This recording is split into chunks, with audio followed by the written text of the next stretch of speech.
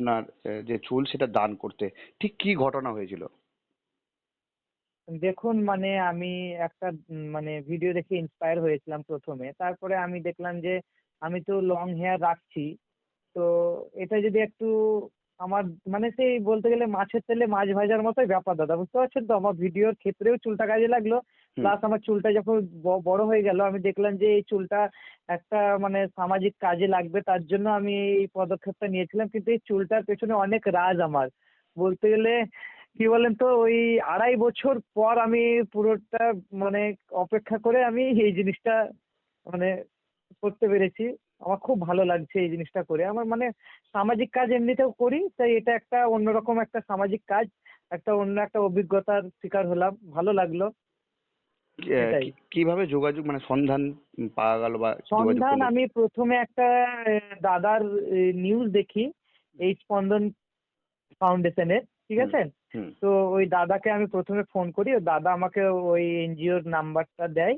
নিয়ে তারপরে আমি ফোন করি যখন মোটামুটি ওই 1.5 বছর আগে, আজ হুম। থেকে 1.5 বছর আগে আমি ফোন করেছিলাম যখন আমার চুলটা অতটা বড় ছিল না।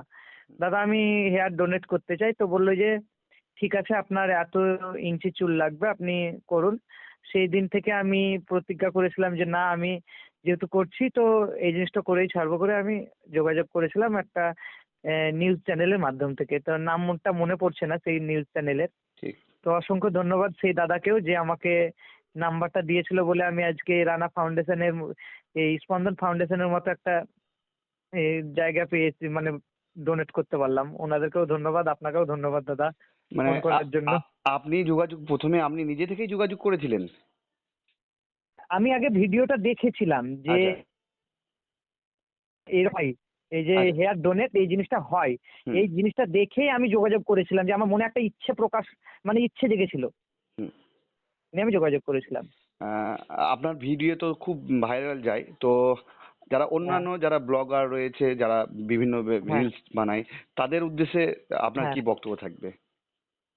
তাদের উদ্দেশ্যেও একটা বক্তব্য যে ওরা যদি মানে হেয়ারটা ডোনেট করতে চায় তাহলে করতে পারে, মেয়েদের ক্ষেত্রে তো কোনো ব্যাপার নেই, ঠিক আছে? হুম। কিন্তু ওই ছেলেদের ক্ষেত্রে একটা রেয়ার জিনিস, মানে ছেলেরা খুব কম চুল বড় করে আর ছেলেদেরকে অনেক কথার সম্মুখীন হতে হয়, মানে আমাকে হতে হয়েছে।